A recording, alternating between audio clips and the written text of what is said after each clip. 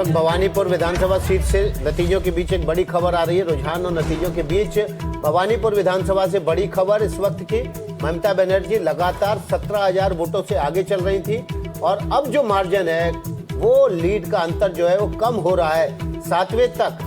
और देखिए 8वें राउंड तक ये 13,000 से घटकर 7,000 पर आ चुका है और 2 राउंड अभी बाकी है। भवानीपुर विधानसभा सीट से इस वक्त की बड़ी खबर, ममता बनर्जी और शुभेंदु अधिकारी इस सीट पर आमने सामने है। 7वें राउंड तक 17,800 कुछ वोटों से आगे थी, अब 8वें राउंड के बाद 13,000 से घटकर ये 7,000 पर आ गया है। निरंजन बाबू, खतरे की घंटी बज रही ममता बनर्जी के लिए, नंदीग्राम पार्ट 2 हो सकता है। देखिए हो तो सकता है, लेकिन मतलब ये तो प्योर स्पेकुलेशन है कि क्या होगा।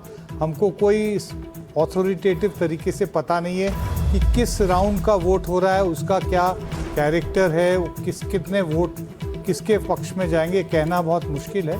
लेकिन हाँ, लीड कम हो रही है ममता बनर्जी तो ये को, हाँ, चिंता तो हो ही रही होगी। विकास जी, इसमें अगर जी प्लीज गो अहेड। मैं शुरू में ही बोल रही थी ना कि भवानीपुर में जो एक सबसे बड़ा वार्ड है वो मुस्लिम वार्ड है, उससे काउंटिंग शुरू हुई थी, तो इसीलिए इतना जो लीड इतना था।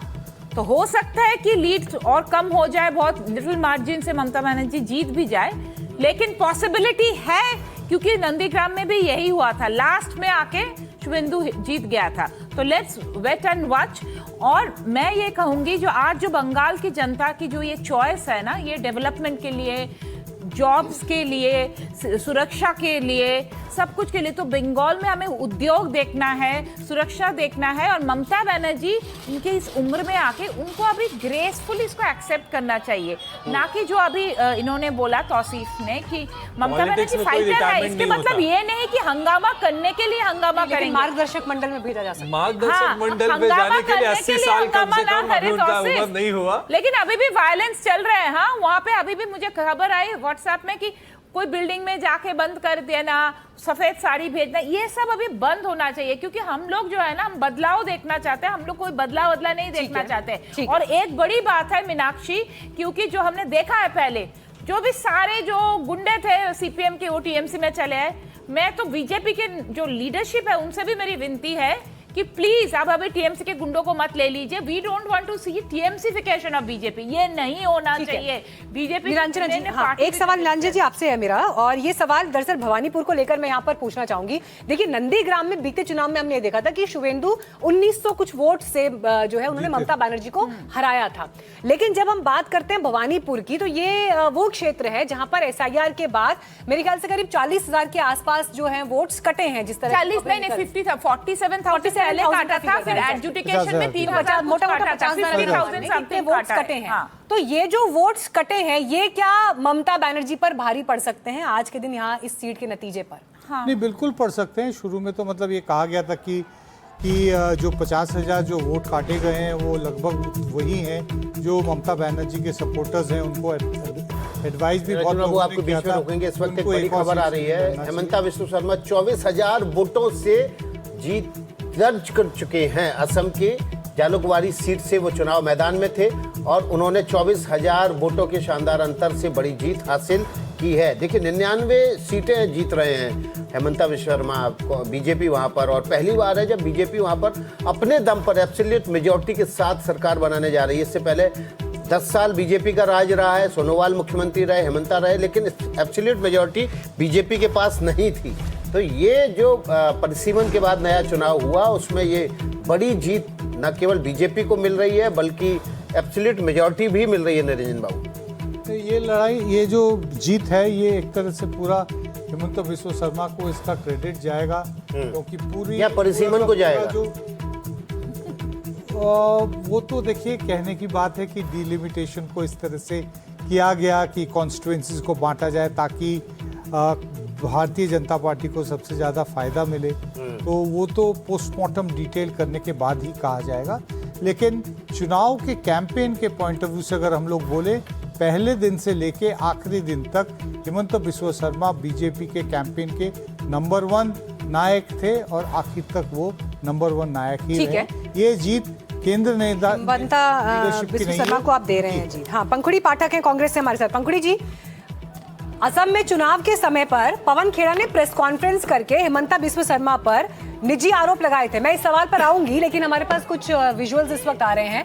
ममता बनर्जी की जो गाड़ी है वो यहाँ से गुजर रही है, हमें बताया जा रहा है। और पूरा देखिए, इस वक्त भवानीपुर की तस्वीर है और काउंटिंग सेंटर पर अभी पहुंच रही है ममता बनर्जी। और भवानीपुर पे देखिए नजरें लगी हुई, क्योंकि अब जो मार्जिन है वो मार्जिन कम हो रहा है शुभेंदु अधिकारी और ममता बनर्जी के बीच में। इसलिए अब देखिए यहाँ पर काउंटिंग सेंटर पर ममता बनर्जी का जाना एक महत्वपूर्ण तस्वीर तो है ही आज के दिन की, क्योंकि अब यहाँ पर क्या होता है, क्योंकि देखिए टीएमसी जिस तरह से पीछे रह गई है, बीजेपी 193 सीटों पर आगे चल रही है, उस लिहाज से भवानीपुर परसेप्शन के लिहाज से बहुत इंपॉर्टेंट सीट है। कहीं नंदीग्राम वाला इतिहास नहीं आ जाएगा। ममता बनर्जी का जो बयान आया था उसमें उन्होंने कहा था कि काउंटिंग सेंटर ना छोड़े कार्यकर्ता, डटे रहे वहां पर, एक एक वोट कीमती है। तो जब भवानीपुर में 7वें राउंड के बाद 8वें राउंड में अंतर जीत का गिर के 7000 आ गया है, तो निश्चित रूप से जो बात वो अपने कार्यकर्ताओं से अपील कर रहे हैं उसको एक नेता के तौर पर उनको खुद उसका पालन करना ही होगा। और इसलिए शायद भवानी पर पहुंच रही बेचैनी भी जरूर दिखाता है ये कि आप जिस सीट से लड़ रहे हैं वहां पर मामला टाइट होता जा रहा है। इसको अगर हम बीते चुनाव से इसका कंपैरिजन करें तो ये भी आप देखिए कि बीते चुनाव में टीएमसी ने शानदार जीत दर्ज की। बेशक ममता बनर्जी अपनी सीट हार गई, लेकिन वो जीत इतनी बड़ी थी कि उसमें ममता की हार छोटी पड़ गई, क्योंकि लीडरशिप तो उन्हीं की थी। फिर उपचुनाव में उन्होंने जीत दर्ज की और वो फिर सदन में पहुंची। लेकिन आज का दिन जो है वो महत्वपूर्ण हो जाता है कि एक तरह तो टीएमसी पिछड़ गई है और उस पर अगर ममता भी अपनी सीट हार जाती है तो ये इंप्रेशन जो है मनोरंजन भारती जुड़ गए हमारे साथ, भवानीपुर सीट पर हैं और शायद संभवतः ऐसी काफिले का हिस्सा हैं। बाबा, ममता बनर्जी पहुंची हैं भवानीपुर काउंटिंग सेंटर पर, निश्चित रूप से बेचैनी भी होगी। जीत का अंतर, जो अंतर है मार्जिन है, अभी जीत का अंतर तो नहीं लेकिन जो मार्जिन है वो भी कम हो रहा है। मैं सीक्वेंस ऑफ इवेंट आपको बता देता हूं। देखिए, एक समय में ममता बनर्जी जो है 15,000 से आगे चल रही थी, फिर 9,000 हुआ और जैसे जैसे राउंड बढ़ते गए तो वो 7,000 पर आ गया। उसी बीच होता क्या है कि शुभेंदु अधिकारी जो है अब से करीब करीब 40 मिनट पहले यहाँ आए हैं और वो अंदर ही हैं। उसके बाद क्या हुआ, कुछ एजेंटों का निकलना जारी शुरू हो गया। कुछ जो है पॉलिटिकल पार्टी के एजेंटों से हमारी बात हुई, जिसमें कि वो कांग्रेस पार्टी के एजेंट थे। उन लोगों ने कहा कि वो जो है वो उनको दिक्कत हो रही है। आप देख सकते हैं, सीधा देखिए, ममता बनर्जी अकेले एक गाड़ी में काउंटिंग सेंटर पहुंची हैं। अभी तक हम कह सकते हैं कि Mamata Banerjee chief minister of West Bengal वो आ चुकी हैं और अंदर जो है शुभेंदु अधिकारी मौजूद हैं। जब ममता बनर्जी को ये बात की जानकारी मिली कि शुभेंदु अधिकारी पिछले आधे घंटे से अंदर हैं, तो वो खुद आ गई हैं यहाँ पर, देख सकते हैं, और वो अंदर काउंटिंग सेंटर गई है। अभी तक जो आंकड़े हैं वो करीब, आपको मैं बता दूं कि 44,729 वोट मिले थे और शुभेंदु अधिकारी को 34,000 के करीब। तो और ये जो आंकड़ा था वो लगातार कम होते जा रहा है और यही वजह से जो है कि ममता बनर्जी खुद यहाँ पहुँची है।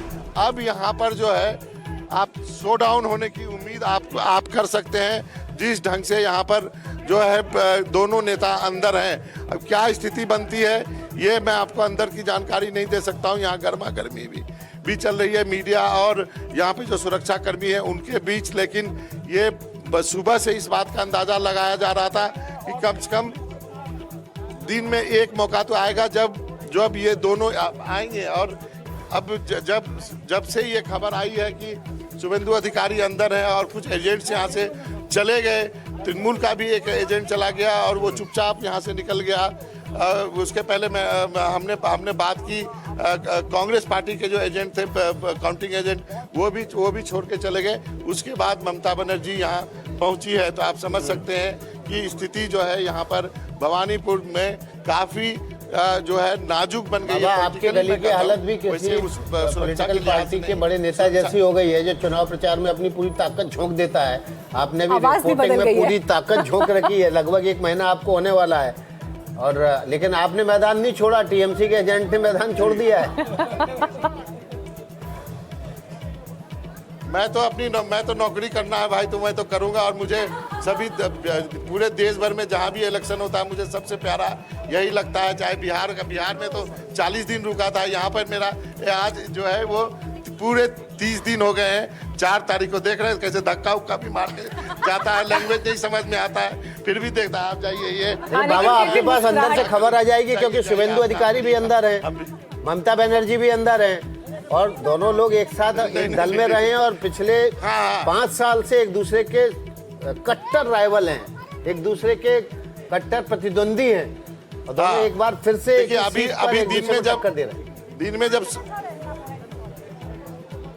जब दिन में शुभेंदु अधिकारी आए थे तो मेरी उनसे बातचीत हुई थी, तो उन्होंने कहा था कि हम 180 क्रॉस करने वाले हैं और हम जो है सरकार बनाने जा रहे हैं। उन्होंने कहा था, एक संख्या बताई थी कि 46 और 48% वोट जो है हमें मिलेंगे, टीएमसी हार रही है। मैंने उनसे पूछा था कि आप क्या मैं अगले भावी मुख्यमंत्री से बात कर रहा हूँ। उन्होंने कहा नहीं पार्टी ये तय करेगी। ही वॉज वेरी मतलब बहुत खुश थे।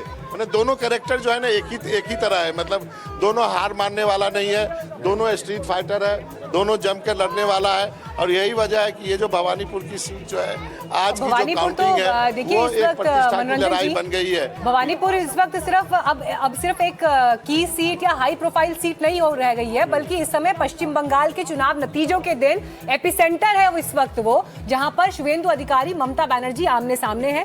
जादवपुर, दक्षिण कोलकाता जैसे निर्वाचन क्षेत्रों से ममता 42 सालों से जीतती आ रही है और जो भवानीपुर सीट है वो भी इसी क्षेत्र की है। जी आप कुछ कह रहे हैं बाबा? मैं कह रहा हूँ कि वो लिटरली हॉट सीट बन गई है। मतलब आप समझ सकते हैं, अंदाजा लगा सकते हैं कि काउंटिंग सेंटर के अंदर शुभेंदु अधिकारी भी हो और उनके सामने ममता बनर्जी भी हो, तो वो रियली हॉट सीट है, कीनली फॉट सीट है। और यही जो है ना ये पश्चिम बंगाल चुनाव का सबसे बड़ा फ्लैश पॉइंट भी है।